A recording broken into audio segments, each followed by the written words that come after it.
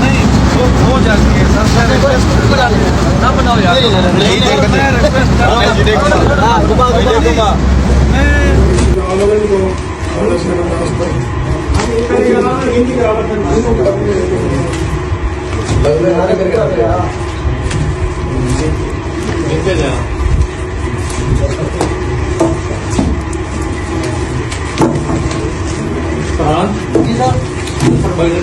पता करें नाश्ते में क्या बोले मेरे बच्चे